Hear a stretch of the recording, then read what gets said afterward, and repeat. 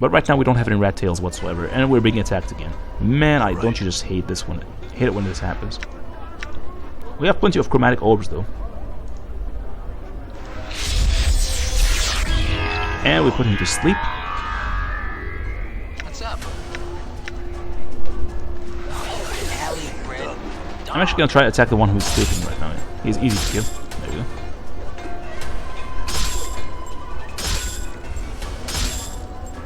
Lovely. I think there was a third one down there somewhere. Alright. I'm gonna take the bracelet. Take this one as well. Alright. And there's the third guy. Smash him with an orb. And he's frozen again. Man, I love this spell. It's actually pretty cool. Too bad it doesn't work on the Abishais. I'm gone. Right. Oh yeah, we can actually hold the Limdim in my hand. I'm gonna keep him there.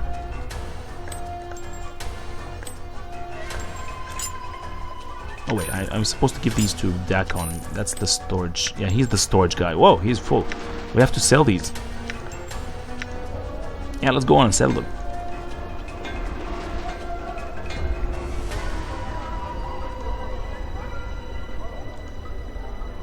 I assume there's a merchant here somewhere. There we are. Yes, I have. I want to see if I can sell these things to you. See. They can buy everything, but for some reason they will not buy the bronze ring. I don't understand why.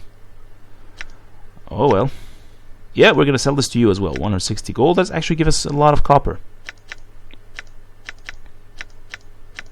I'm going to sell them all at once, because once you sell them to him, they will actually lose value. All of them except the bronze ring, which he refuses to buy. So there's actually benefit in selling them all at once rather than one by one. You know what? In fact, what I'm going to do, I'm going to keep them around. I'm going to try to sell the bronze rings first. Yeah, I'm going to give it to Mort. We're going to sell the bronze rings. And then eventually, when we have more of these bracelets and earrings, we will come back and sell them all at once. Or maybe we can sell them in Pharod's village.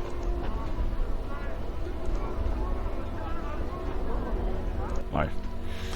So this guy can sell us a bunch of cloth charms and blood charms. Yeah, these are actually very useful. When I was a beginner in this game, I actually bought a bunch of them. But right now, we don't really need them anymore.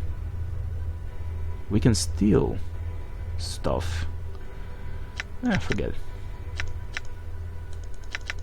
We're just gonna sell all of our earrings. Check it out. If you sell these, their value will not decrease. But if you sell these, however, their value will decrease. So we're gonna avoid that.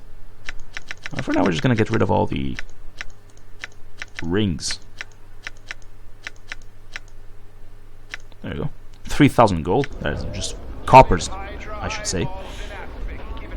Are there any more interesting characters here? Well, there's Craddock. Oh yeah, we had a quest for this guy, I think. Oh, actually, I did not talk to the quest giver yet. I should probably talk to him first. Alright, we're gonna talk to Gauha. You see a thin yellow-skinned humanoid covered with a variety of dazzling tattoos. His eyebrows have been accented with the black charcoal lines, and his teeth are filed to points. He sees you and waves you over, rattling his dice. Okay, he is about to speak when his eyes, shiny and black like orbs of jet, fall upon Dakon. The two of them stare silently at each other for a moment, before the tattooed Githzerai's gaze turns to you. So yeah, he's Githzerai. He is much like Dakon. But he doesn't, unlike other Githzerai we have met before, he is not too bothered by Dakon. I had some questions. No interesting questions have I, only the game. The turning of the die, the glint of coin won or lost. Yes? You have any interest in these things? I'll play. Okay. This coin, your coin. This coin, Gauha's. The dice, we both roll one. Yes? Okay. You roll higher, both coins. Gauha rolls higher. He gets... yeah, mine. Neither rolls higher, the coin stays for another roll. So, how much coin will lie at your feet? Well, this is a very simplistic game there. We have the money. Now, this could turn either way. This could turn in our favor, or it could not. I'm not really sure how it works. Let's see how much our gold will drop. We actually lost gold. You both roll the die until Galha rolls higher. He snatches up your gold coins, tucking them into his suit. I have to resist the urge to say gold. This is clearly copper, but you know what? Gold is more familiar to me. It comes more naturally to me. Most of the games I play involve gold, so from now on, I will say gold and just let it go. Right? He seems to hesitate for a moment, then speaks again. Yes.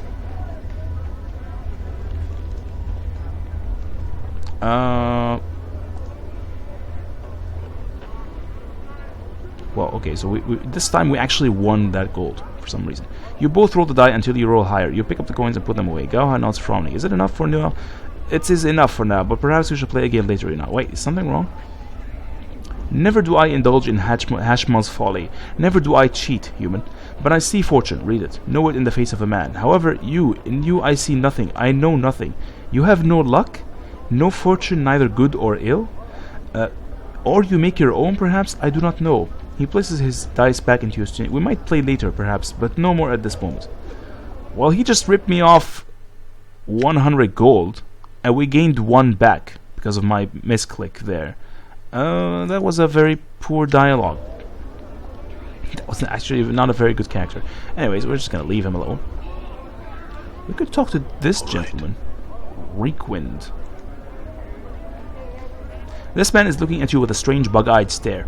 His eyes are huge, so huge they look ready to pop out of his sockets and roll across the cobblestones. He nods eagerly as you approach, bobbing his head like a bird. As you near him, you suddenly notice the smell of urine and feces surrounds him. Well, he smells like crap. The man sniffles, wiping his nose on his sleeve, then opens his mouth to reveal blackened, rotted gums. Stories for coins, Sarah?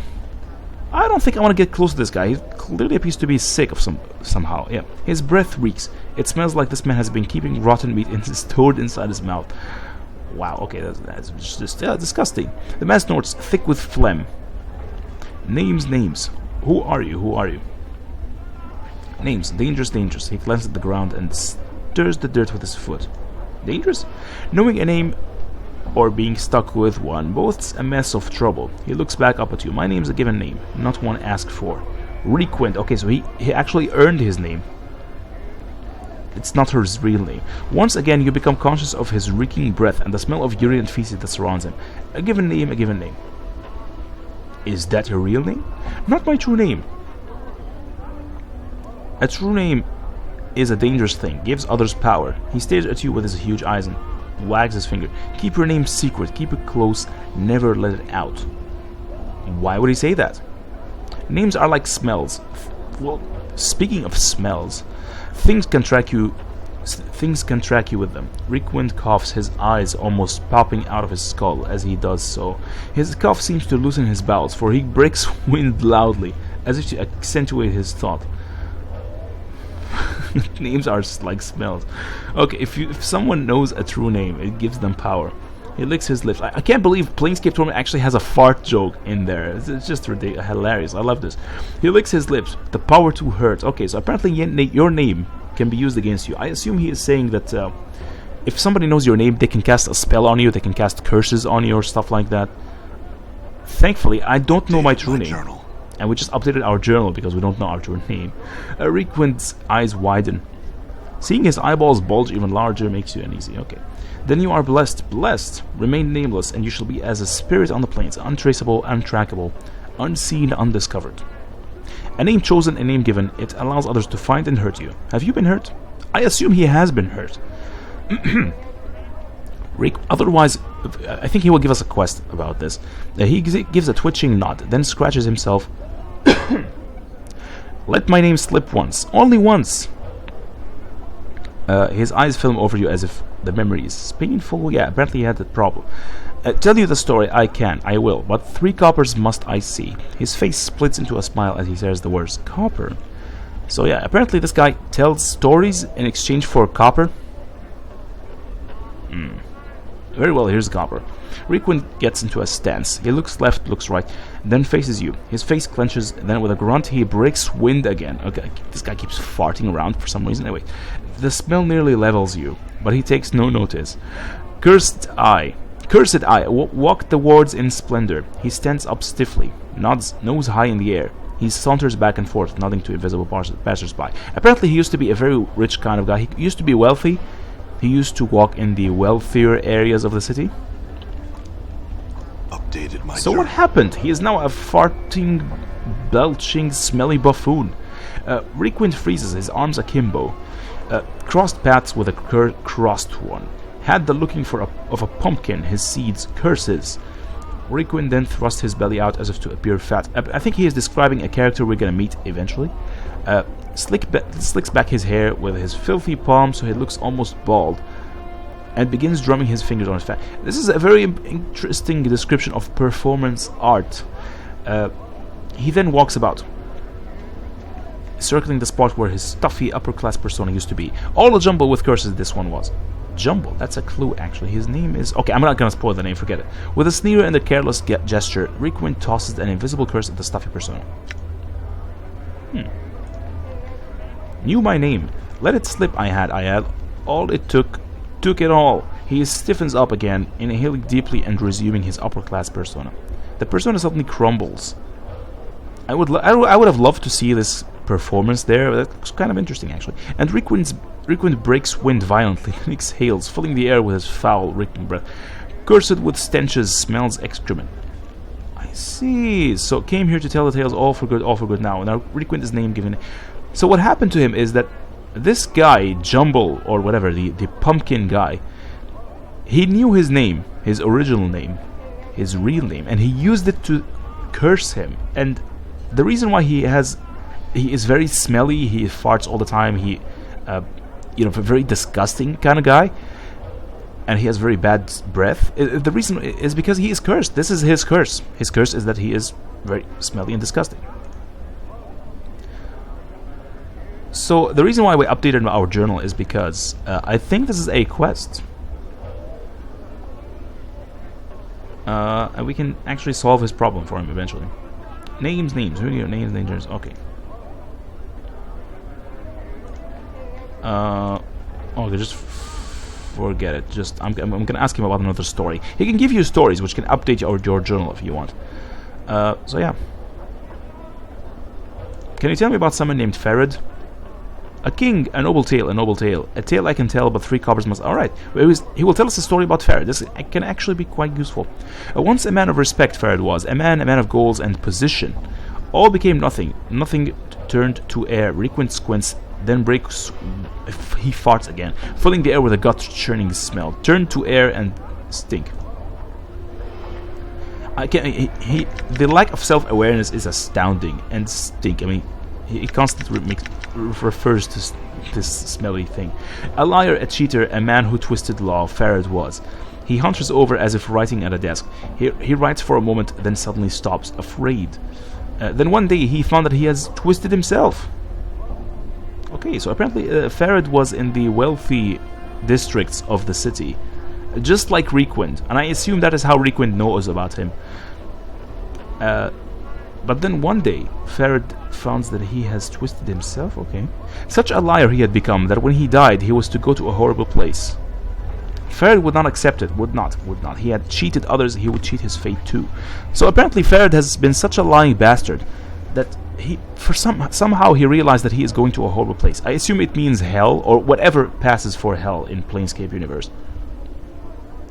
And Pharod decided that he does not want that. He actually wants to escape hell. And he would cheat his fate.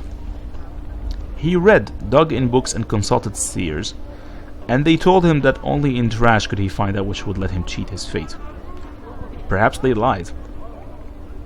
And it's interesting that all the while he is telling his story, he is just breaking wind like crazy. Requin stands up stiffly, then begins to fling off imaginary clothes. With every piece of clothing he throws away, he becomes more hunched. I think he's imitating Pharod. Pharod threw away his position. He is imitating that Pharod is transforming into the king of rags, slowly as he searches through the trash for the thing which is supposed to be his salvation from hell. Pharod threw away his position, his goals, and took up a new title. He became the king of rags. He would rule the trash, have his subjects search it all, and find out what he needed. He looks even now. Do you know where I could find him? He lives amongst Rags and trash. There you will find him. Fine, okay. He is talking about Rag Picker Square. I am already aware of that location. Thank you very much. Nevertheless, this story can actually be useful eventually. It will give us a dialogue option with Pharod eventually. We can actually try to embarrass Pharod if we want to. So, can you tell me about this area? Oh, so he can tell me a story about the hive. Interesting. I'll take 3 coppers. I have plenty, man. Spireward, an alley of dangerous angles. He bends his limbs in the twisted parody of one of the skeletal buildings. Not always angled, not always burned and charred. Once alive, no longer. Flames, fire.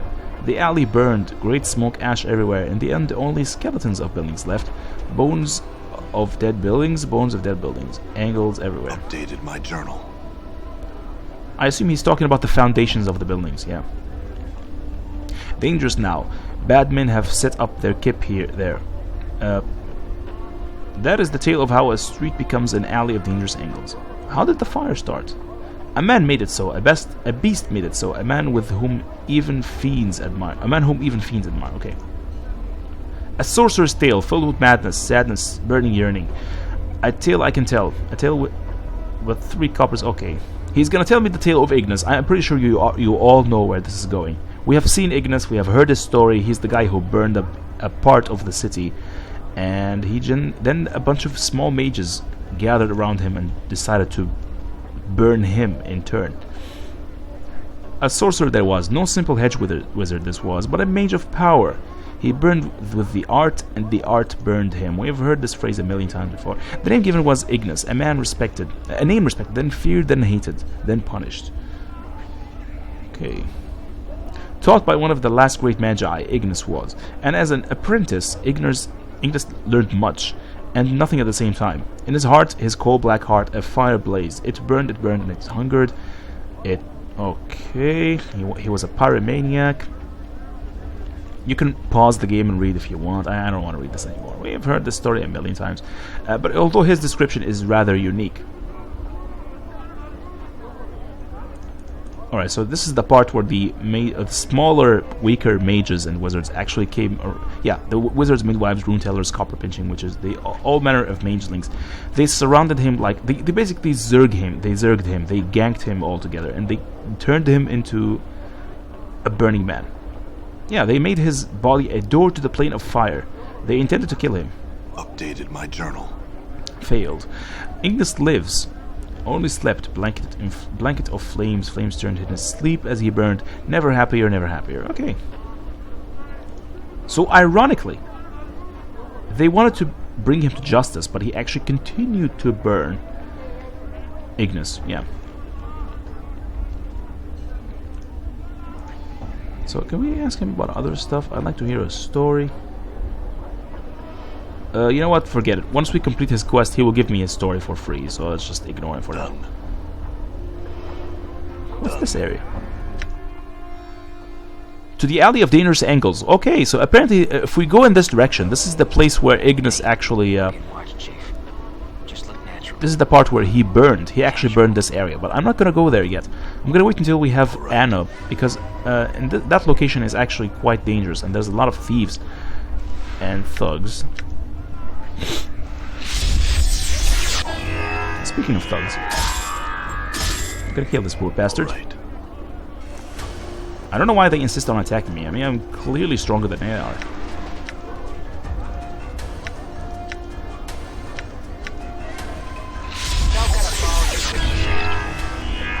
Nevertheless, we can. This will give us a couple of items. There we go. Which we can sell for some extra gold. What do we have anyway? Yeah, we have this. Alright, so this is the guy who will buy my rings. Yeah. Alright, we're gonna sell him my ring. There we go. I think we have recovered our losses so far, at least as far as the losses with Gauha as are concerned. Yeah, he's the guy who took my 100 coppers, that bastard. Okay, Brass can skip is there. Office of Permanent Disease Control. Where do we want to go next? Journal. Alright, we need to develop a plan somehow. What I want to do at this point is to free Angiar from his debt contract and return to him. I think, yeah, this is going to be our next quest, because all these others, I will postpone them until we have Anna in our party, because I want her to gain actually that much money. Oh, and one more thing. Now that we are a mage, I'm gone. and we have Dakon with us, I want to go back to the mortuary. You remember the giant skeletons we have seen before? I want to go back in there and try to destroy them. There's a way for you to actually destroy them, and you will gain a lot of experience from it. And before we continue, we just go in here and rest. We have the identify spell. Good, good. Yeah, just rest. I want to restore the health of Dakon, because Dakon, yeah, had a lot of health problems there. Anyways. Oh man, we're getting attacked by these idiots. Again. Oh, this time it's only one guy. Stabs pain into my Nice. There we go. I'll take your bracelet. There's an Abishai. I'm gonna try to avoid them. Done. So there's a quest here, which is find the tombstone for the Crier of Es-Anon. I think we can do this here. This is the tombstone he's saying. He wants a place. He wants the name of Es-Anon, his city, to be remembered forever. Actually, we can check out that quest again. I encountered a wandering monk in the hive who was mourning a destroyed city called Es-Anon. Apparently he is one of the last citizens of that city, and he now travels the plains, attempting to keep the memory of the city alive. To free him from his task, I suggested he use a tombstone, and offered to go find a tombstone on which to carve the name of Es-Anon. When I find one, I'll carve the name and then return. And there we have it. We just found it. You see Death of Names. He is standing under the monument with the same crooked smile, his arm cradled against his sides. Once again, his eyes seem to slide over you. Name... I think we talked to him before. Yes, we did. I'd like to bury a name.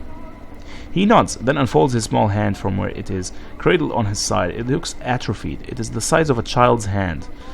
Costs Jink to bury a name. 3 coppers. Updated my journal. I'll get some experience from that, thank you very much. The coppers fall into Death of Name's hands, and he tucks his arm back into his side. His eyes, now suddenly alive, roll to the back of his head, then snap forward and begin scanning the monolith and walls of the memorial area. He's like a machine, this guy. He catches sight of a spot on the wall, and he quickly scuttles over to it, hunches down, and then begins to chip at the wall. He stops a few moments later, hops up, and then returns to you. So apparently he is chiseling the names of these dead people, dead things basically, onto this tombstone of names. Thank you very much, and we're just gonna leave. Alright. I'm gone. So what I want to do next... Oh yeah, there's Bane the Sender here. He's gonna give us a quest, I think. He looks quite unique. You see a heavy-set man with sharp features and a pained expression. Despite his huge frame, however, he has an effeminate look about him. Very unusual. And unlike the other residents you've seen, he looks to have bathed recently. As you approach, he looks up hopefully and calls out in a high voice, "Craddock, good sir?" Maybe he has Klinefelter syndrome. His hopeful expression dies as he studies your face. "1,000 apologies, good sir, if I have given offense." He gives a slight bow. "I am called Bane the Sender, third child of Dai Bane the Sender. I am one of the many runners in the employ of the House of Senders." Okay. No apologies necessary. 1,000 apologies for troubling you with such a trivial matter, but I seek Craddock, an overseer in the hive. But alas, he eludes me. Could it be you have heard of such a man? Oh. Okay, we actually came across him. We have seen him in the hive previously, but we didn't actually talk to him. I am bound to deliver a message to him, and as yet, fortune has chosen not to favor me. I could help you. If I could come across the man, I could pass along your message. Now, we could ask him for a price, but who cares about that? It's just we're gonna try to be good. We're gonna be lawful good here. Because I assume it will give us more experience or something. Oh, fortunate day for Bane and the House of Senders. Any assistance you could provide would be most welcome. If you could find this Craddock and pass along the message, I shall see to it that you are paid for your troubles. Alright, what's the message? Ben recites the message almost like a mantra. The shipment must be incursed by the 3rd day, or there will be a penalty. Yeah. So this is the message we need to pass forward. Bane frowns. I am told that Craddock will know of the shipment to which the message pertains. If I see Craddock, I will pass along the message. Very well. He is said to be a giant of a man. We already know where he is, and we already know where to find him. Updated my We're journal. gonna postpone this quest until we actually acquire Anna once again. Unfortunately, she's right there, actually, but we will not acquire her until we actually meet Pharod. Okay, so the next step, I think, we're gonna do two things here. We're gonna free Angyar from his debt contract, so he can tell us how to find Pharod, and then later on we'll go back to the mortuary, destroy the giants, and yeah, we will immediately go towards Pharod. I think we have done enough so far. There's not much to be done anymore in the hive until we actually have Pharod on our Anna on our side. This filthy looking corpse is in a sad shape. Its shoulders are slumped and one of its legs is broken, causing it to lean to one side. Stains cover it from head to toe. Judging from the smell and the texture, the stains run from rotten fruit to mud and bird droppings. To add to the indignity, graffiti has been carved onto its body, and several notices have been nailed onto its chest, back, and head. Okay, so this is apparently it's called the post.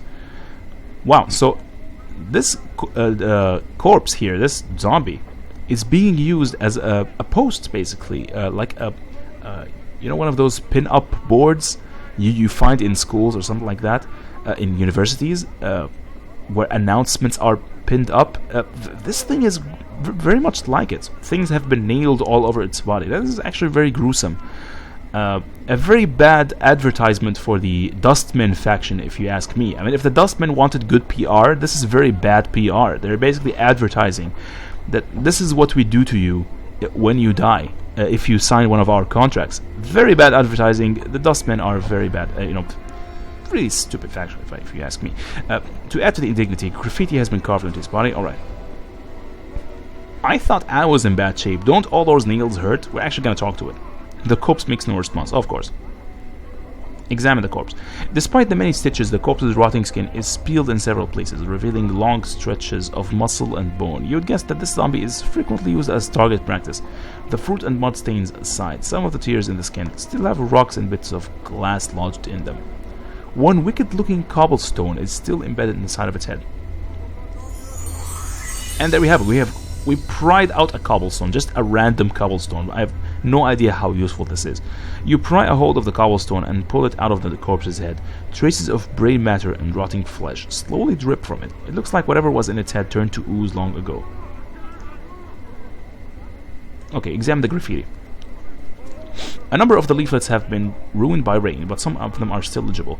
Now, the reason why I'm talking to this, because there's an interesting thing here. Ignore the notices. Oh yeah, so what you can do is you can examine the bill of fare. Yeah, someone has posted a bill of fare for the Gathering Dust bar. Smoldering Corpse bar. Okay, so this is the bar that is actually right here, right next to us. So we can ask the zombie, Smoldering Corpse bar. The zombie immediately jerks its left arm upwards and points far to the southeast. A moment later, oh wait, actually the Smoldering Corpse bar is the one that we have been to before, the one with Ignis. I'm sorry, the Gathering Dust bar is here. Yeah, this is the Gathering Dust bar. This is the one we are actually going to visit next. So yeah, the Smoldering Corpse bar, we have already visited it, and the zombie is actually pointing towards it. Every time you ask the zombie for directions concerning one of the posts, one of the things that are posted on its body, it will actually point towards them. That is actually very interesting. Reminds me of a job I once had, Mort says. He seems embarrassed. Well, I mean, without the arms. I wonder if this would work with the other notices. Okay, so we can actually try this with other notices. Look at the post for Office of Vermin and Brain Disease Control. This is the one where we have previously visited. The one with Phineas, the guy... You know the office where we are supposed to eradicate rats for? Check it out. To those hive citizens wishing gainful employ with the most honorable and generous single government. Look at all these misspelling. Just brilliant. Inquire forthwith at Office of Vermin and Brain Disease Control to help stem plague of brain rats. Bounties paid. Copper given for each rat tail bought. Tails maybe whatever. Alright. So we can do again. Check it out. We can ask him for directions. Office of Vermin and Brain Disease Control. The zombie immediately jerks its left arm upwards and points far to the southwest. A moment later, the arm falls. Alright, examine the other nose. Now, the reason why I talk to this zombie is this. Ignore the notices, examine the graffiti. The graffiti runs from obscenities about the Dustmen to slogans glorifying what appears to be local gangs. Of course, people are clearly pissed off about the Dustmen for using corpses as posts or stuff like that. One piece of graffiti catches your eye. Someone has carved the name Pharod on the corpse's left arm and slashed an X across it. Pharod? Updated my journal. The zombie immediately jerks its left arm upwards and points far to the west, which is in the direction of Ragpicker's Square, where Pharod is supposed to be, and downwards. That's very interesting. A moment later, the arm falls back to its side with a thump. So the zombie apparently pointed me towards Pharod, of all things. Somebody, if the Mercy Killers actually found this zombie and asked it about Pharod, they can actually realize that Pharod is in that direction, and they can actually go after him. Thanks. Knowing the teachings of Zerthamon, I have become stronger. Wow, so apparently Dakon gained a level from all this. Let's check it out. My blade has shifted. Excellent. Fighter, he didn't gain a lot of hit points there, which is a shame, really. I was expecting more from this. Dakon's weapon has changed. That's exactly what I want. The reason why this is good, it now has enchanted +1. That is excellent. It means he can now attack the Abishai. He can actually attack them and deal damage to them. Just what I want. And he can actually memorize another spell, which means he is going to be a very important instrument in attacking the Abishai guy. Which means we can now grind against them if we want. I'm gone. Okay, I'll get back to Angiar eventually. For now, let's just go to the Smoldering Corpse gone. bar, I think. We're gonna get back into the Mortuary. How do we go in exactly? I think we should talk to one of these guys, yeah. You see a pale-faced Dustman, whatever, just ask you some question. I'd like to enter the Mortuary. We're gonna keep it straightforward here. I'm here to pay respects to Dianar, the woman in the Northwest Memorial Hall. Which is an obvious lie, but, we're just gonna go in. And here we are.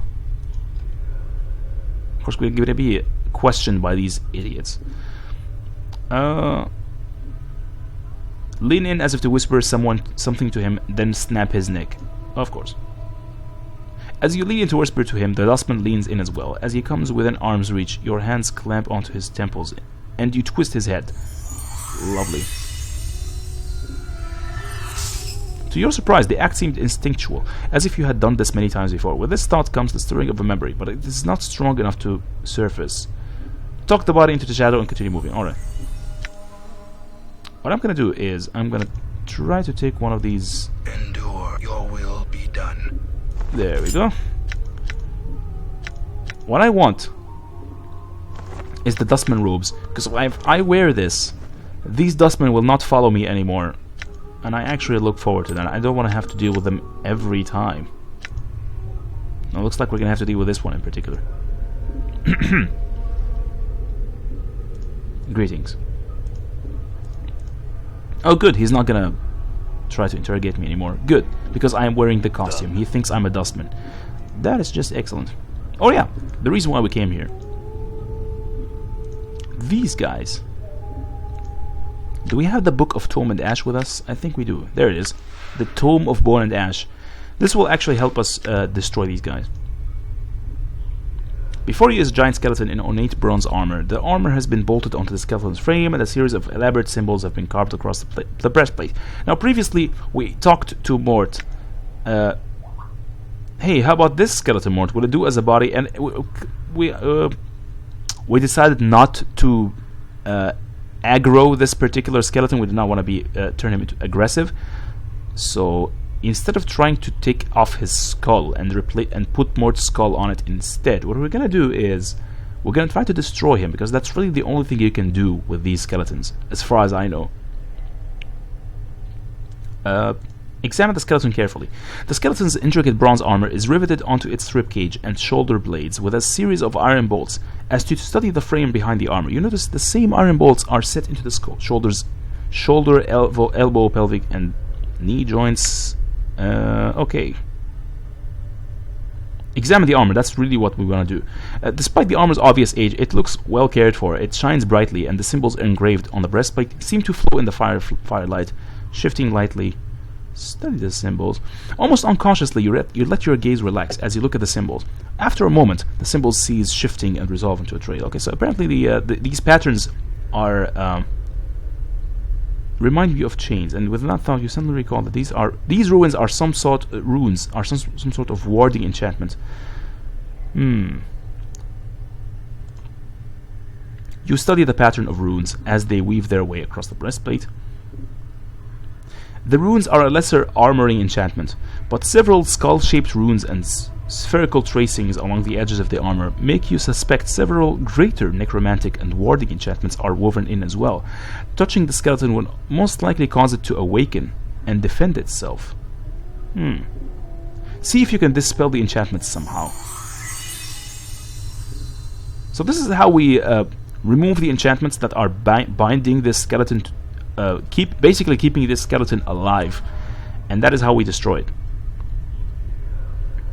You suspect that marring the rune pattern along the breastplate could unravel the enchantments, but it looks difficult. The pattern is complicated, and scratching out the wrong portion could cause the skeleton to animate. So here's the problem: this skeleton, if you somehow ruin or mar the wrong rune or the wrong pattern, the skeleton will actually become aware of your presence and it will attack you. So what we need to do is, it's like almost like it's like diffusing a bomb. You know, you need to make sure that you don't you need to cut the right wire. In this case, you need to break the right rune. That's really what you have to do. Compare the pattern to the enchantments in the Tome of Bone and Ash. See if you can determine how they can be broken.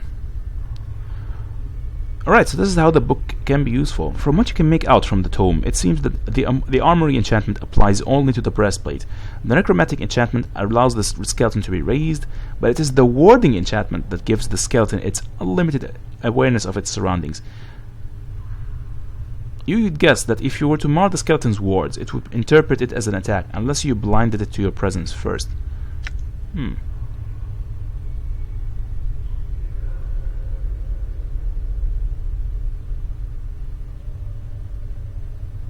I really don't know what's the right choice in this case. What I'm gonna do is I'm gonna save the game, because if we get attacked by this guy, it's gonna ruin everything. Alright.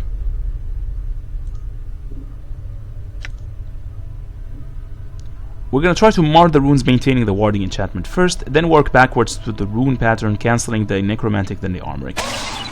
And we actually succeeded. The work is difficult and nerve-wracking at first, but slowly your mind begins to focus, and the runes begin to unravel beneath your attack. Within minutes, the giant skeleton has been stripped of the enchantments binding it. It collapses on the floor with a crash of bones and a heavy clanking noise. Wow. So, it's kind of... I'm a little bit worried that it's kind of surprising that none of the Dustmen actually noticed this huge noise. Damn pile of bones. And we gain experience from that, which is exactly what I want. You wait for a moment, but no one responds to the sound. Excellent. Moving quickly, you sift through the skeleton's parts on the floor. Most of it is too heavy or too old to be useful. But you discover a piece of the skeleton's breastplate, with the majority of one of the broken enchantments. So this is actually pretty cool. The Rune of Lesser Warding invokes armor. We can learn a spell from this. Copy spell. We can. It's like a. We can copy this into our spell book. You can see here. We don't have the spell yet, so this is how we acquire it. The spell is armor. It's a very cool spell, actually. I like to use it, especially in the coming area.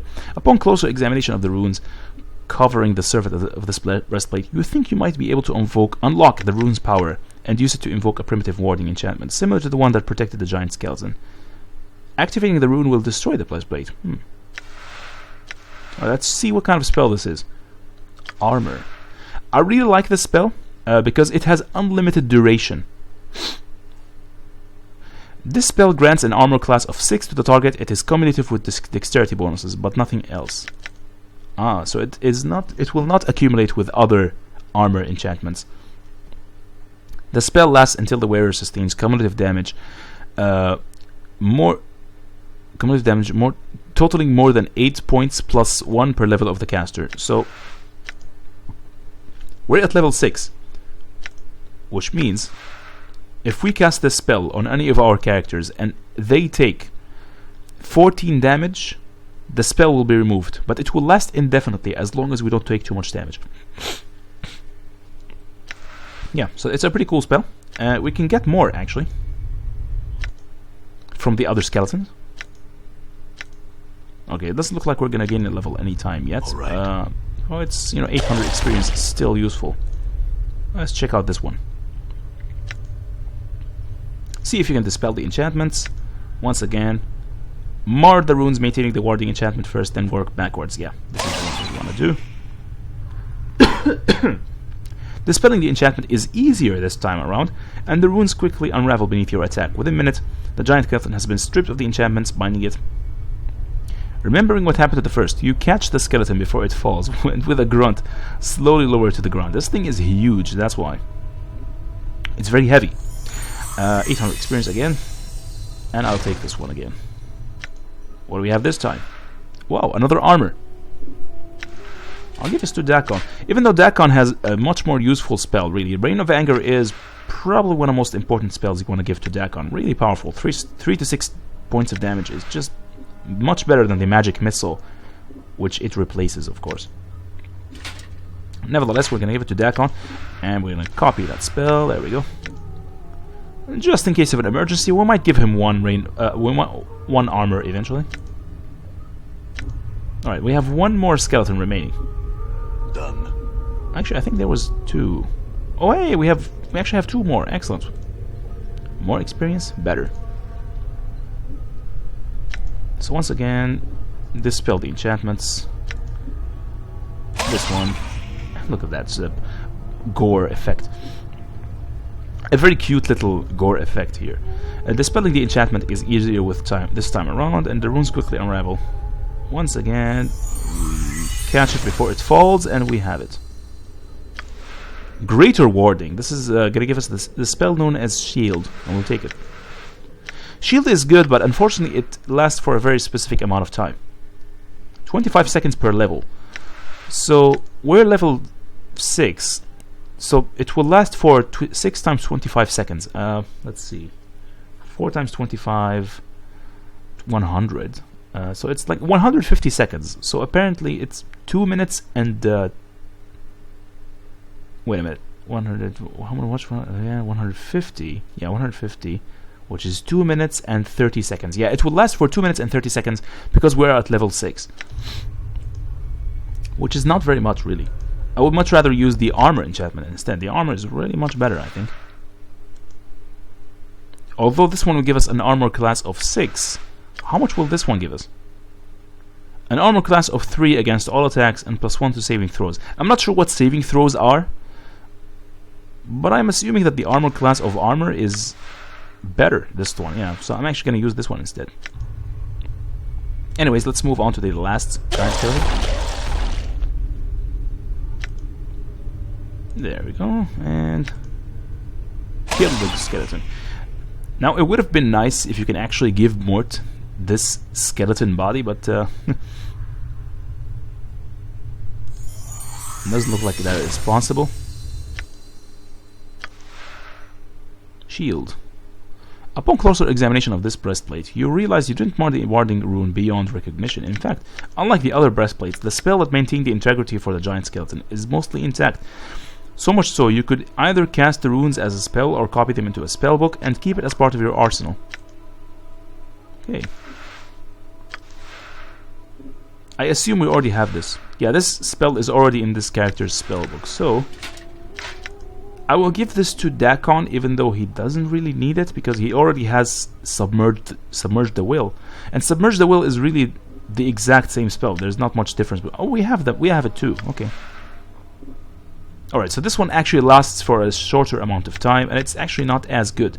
It bestows an armor class of 2 only against all attacks, and +1 to saving throws for 12 seconds per level. Meanwhile, the shield, 25 seconds per level, and an armor class of 3 instead of 2. So shield is actually better. Although, once again, I will not be using it. I don't really care about those shields. I just like to use offensive spells. That's really the way to go in this game in particular. So we have destroyed all these guys. I just wanted to remember, is there anything else we wanted to do in this location? Trying to remember, was there anything else we could do here? I don't think there is. Done. Well, just to be safe, we're gonna check out the journal. Wait, quests. Yeah, okay. Nope, there's nothing in particular that we can do in this area, Gone. in the mortuary. So we're gonna leave. Did the game just freeze? Okay. I'm gone. And we have removed the disguise. Lovely. So now what we're gonna do next is we're gonna try to complete the quest of Angiar. We're gonna remove him from the dead contract. Now, if you are just tuning in, I'm gone. I just want to remind you that the dead contract is basically a contract you sign with a Dustmen, which will allow them to acquire your body and turn it into a zombie, much like this, so they can use it for their manual labor. It's a very gruesome concept, really, but and apparently one of the quest giver, the guy who gave us the quest, he regrets signing one of these contracts, and he wants us to undo the contract. Let's see if we can do that. Alright, so this is the first time we arrive in this area. This is the Gathering Dust Bar. Yeah, it's a very interesting place. The bar is made from a green stone that seems to evaporate any liquid that touches it. Very cool. It's actually quite convenient. It's almost self-cleaning. So now here's the thing. Like I said, it's gonna be this is gonna be a very short play session right now. So I really can't continue with this. I will come back later and finish this up. There are lots of characters here, and I'm not nearly well prepared for them. So what I'm gonna do is I'm gonna take a break. I'm gonna move on to another game. I might actually continue the Age of Wonders and the Civ 5 Algeria game, and then hopefully I will come back to this later. So yeah, if you have any suggestions, if you have any games you want me to play, you want to suggest, by all means leave a comment, so I will read all of the comments. Don't worry about that. If there are certain things in the game of Planescape in particular that you want me to do, again, leave a comment and tell me. If you like what you see, if you like these videos, don't forget to subscribe and like, so I can make more. And I'll see you guys next time. Bye bye.